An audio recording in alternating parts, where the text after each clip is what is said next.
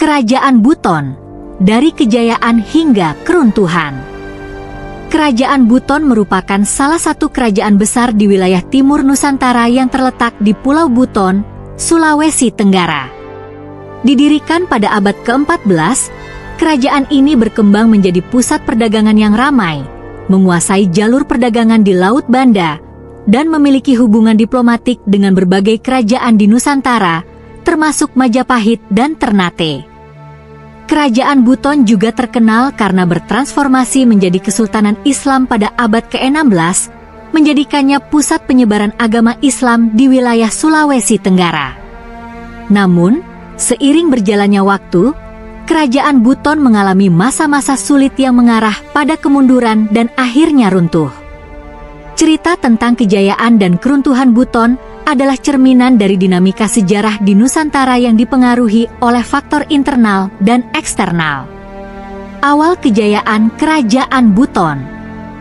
Pada awalnya, Buton adalah kerajaan kecil yang berpusat di kota Baubau. Raja pertama yang memerintah Buton adalah Waka Kaa, seorang perempuan yang dihormati karena kecerdikan dan kebijaksanaannya dalam memimpin. Di bawah pemerintahan raja-raja berikutnya, Buton berkembang menjadi kekuatan maritim yang diperhitungkan di Nusantara Timur. Buton tidak hanya kuat dalam perdagangan, tetapi juga memperkuat hubungan diplomatiknya dengan kerajaan-kerajaan lain untuk menjaga stabilitas wilayahnya. Narasi di Istana Buton. Di Istana Kerajaan Buton, Sultan Murhum, Sultan pertama Buton setelah kerajaan ini memeluk Islam, berdiskusi dengan para penasihatnya tentang masa depan Buton sebagai kesultanan yang baru. Sultan Murhum, sekarang kita telah memeluk Islam dan mendirikan kesultanan. Islam akan menjadi fondasi bagi kerajaan kita untuk semakin maju. Bagaimana kita dapat memperkuat posisi Buton di antara kerajaan-kerajaan besar di sekitar kita? Penasihat Halwoleo, Giang Mulia, Buton sudah memiliki posisi strategis di jalur perdagangan. Jika kita menjalin hubungan baik dengan kerajaan lain, seperti Ternate dan Makassar, maka Buton akan semakin dihormati. Kita juga dapat memperkuat angkatan laut agar mampu melindungi jalur perdagangan kita.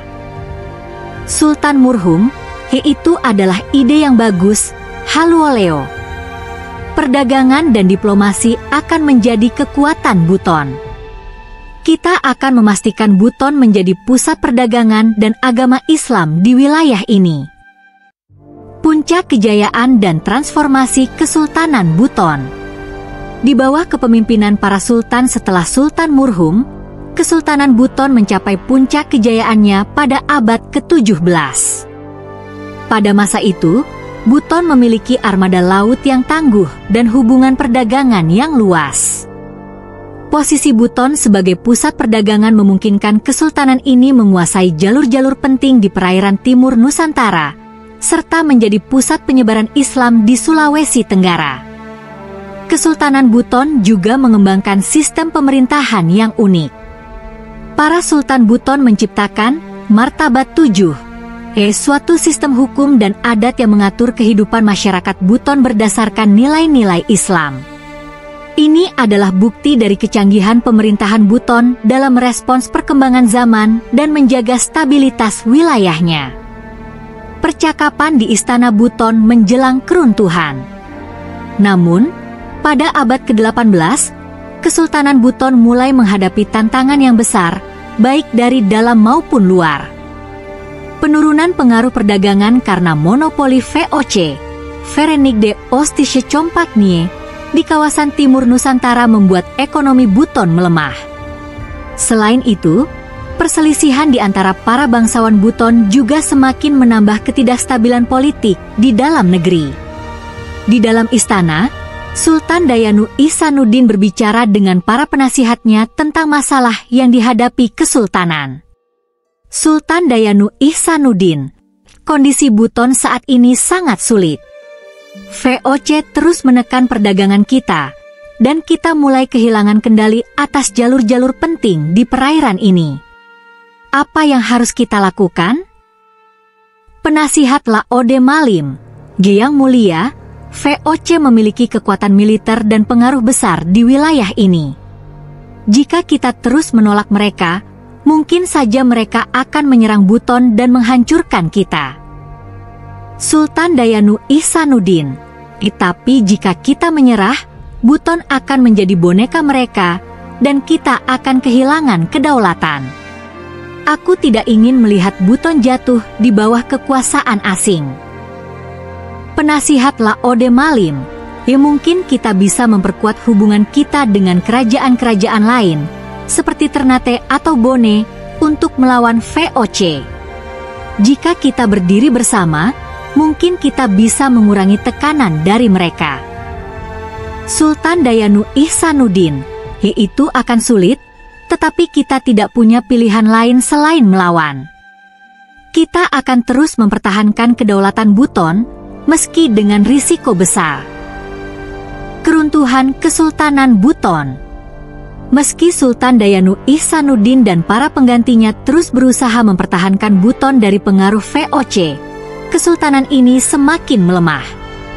VOC berhasil memonopoli perdagangan di wilayah tersebut, sehingga Buton kehilangan sumber pendapatan utamanya.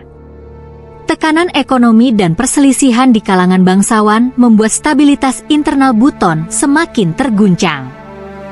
Pada akhir abad ke-19, Kesultanan Buton resmi menyerahkan kedaulatannya kepada Belanda dan menjadi bagian dari Hindia Belanda. Ini menandai akhir dari Kesultanan Buton sebagai kerajaan yang merdeka. Meskipun Buton berakhir sebagai kesultanan yang tunduk kepada kekuasaan kolonial, warisan budaya dan nilai-nilai adat yang diwariskan dari generasi ke generasi tetap bertahan. Percakapan setelah penyerahan kedaulatan. Setelah penyerahan kedaulatan kepada Belanda, Sultan Buton berbicara dengan para pemimpin lokal tentang situasi yang baru. Sultan Buton, hari ini kita telah menandatangani perjanjian dengan Belanda. Meski menyakitkan, ini adalah pilihan terbaik agar rakyat kita tidak menderita lebih jauh. Kita akan menjadi bagian dari Hindia Belanda. Pemimpin lokal Laode Malim, Yang mulia, apakah ini berarti kita telah kehilangan segalanya? Sultan Buton, kita mungkin kehilangan kedaulatan, tetapi kita tidak kehilangan jati diri kita. Adat, budaya, dan martabat 7 akan terus hidup. Rakyat Buton harus tetap kuat dan bangga dengan warisan mereka. Pemimpin lokal Laode Malim, kami akan memastikan bahwa nilai-nilai Buton tetap terjaga, Yang mulia. Ini adalah bagian dari perjuangan kita, meski bukan lagi dalam bentuk kerajaan. Warisan Kesultanan Buton. Meski Kesultanan Buton runtuh dan menjadi bagian dari Hindia Belanda, warisan budaya Buton tetap hidup.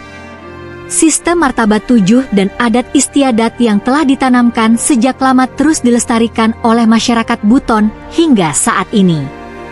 Benteng Keraton Buton di Baubau, salah satu benteng terbesar di dunia, masih berdiri kokoh sebagai saksi bisu kejayaan kerajaan ini.